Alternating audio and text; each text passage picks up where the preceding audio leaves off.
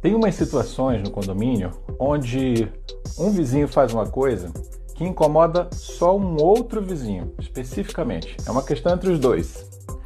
E o que eu vejo muitas vezes acontecer é que este vizinho vai reclamar para o síndico, ou reclama com o porteiro, reclama com alguém, para que esse faça a reclamação para o outro vizinho. Está sempre usando o intermediário para evitar esse contato. Tem uma coisa bem interessante que eu preciso que você entenda como síndico. Se você está dentro desse bololô aí, você precisa sair disso, tá? Existe uma coisa chamada análise transacional, que basicamente descreve 3 estados de ego que as pessoas existem, tá? Que elas funcionam, que é o da criança, o adulto e o pai. E normalmente o que a gente vê, essa relação que eu mencionei agora há pouco, é justamente a criança se relacionando com o pai. Assim, pai, meu irmão puxou meu cabelo, né? Vai brigar com ele.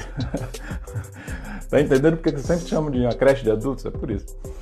E quando na verdade o seu papel como síndico não é ser o juiz dessa parada aí, não é decidir quem está certo, quem está errado.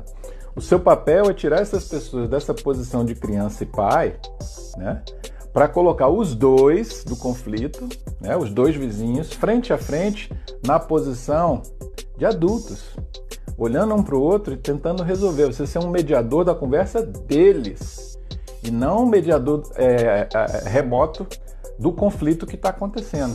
Então a minha dica para você assim, ter uma harmonia maior, educar os seus moradores, seus condôminos, que no fundo eles são adultos e precisam conversar e resolver os seus problemas como adultos, é justamente promover encontros para a solução de conflitos que estão atingindo um e outro apenas, não a coletividade. Lembre-se que você é síndico para cuidar do todo e não necessariamente de conflito entre um e outro. Fica a dica.